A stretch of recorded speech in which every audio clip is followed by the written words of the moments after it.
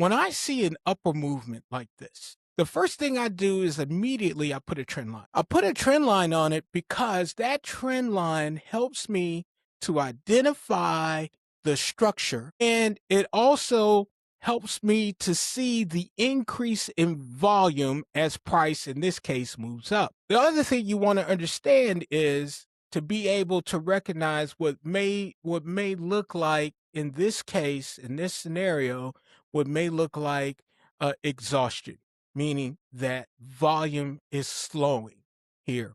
And this could be an area for rejection.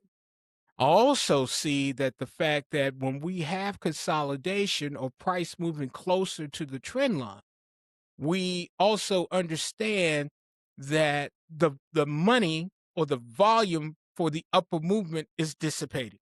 Ladies and gentlemen, all we do here is price action. All we do here 24 hours a day, 7 days a week is price action. I'm not looking for, any particular thing. I'm just looking at the science of price action. So when I have an upward or downward movement and I see that volume is decreasing, which means my momentum for that upper movement in this particular case is slowing. Okay. Even though I have things like the ADX that said it's still trending, that opposite DI here is lower than 10. That's telling me I still have momentum for the upper movement. I'm looking here at the MACD. I see the signals cross that 0 line. See, volume has increased, but remember, all these indicators on this chart are all lagging indicators. Matter of fact, most volume isolating indicators are lagging. This is the reason why I like the trend line. It's more of a tool.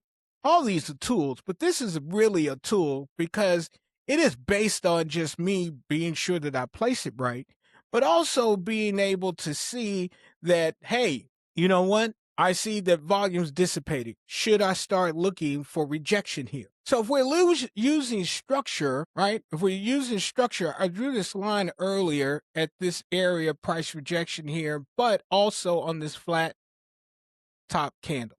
The trump cards and candles when it comes to structure are flat top candles. I'm only concerned with flat top candles as it pertains to bearish candles. Okay? As it pertains to bearish candles. I'm only concerned with flat bottom candles as it pertains to bullish candles. I'm not concerned about a flat bottom candle in a bearish candle. I'm only concerned about flat bottom candles on bullish candles, meaning candles moving in the upper movement.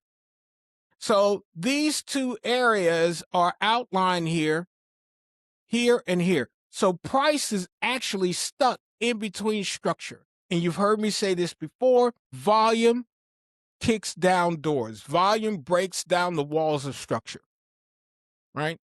And the less volume I have, the less momentum I have to go through structure.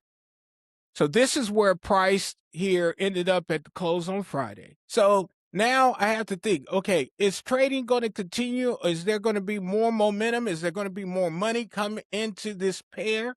I don't know.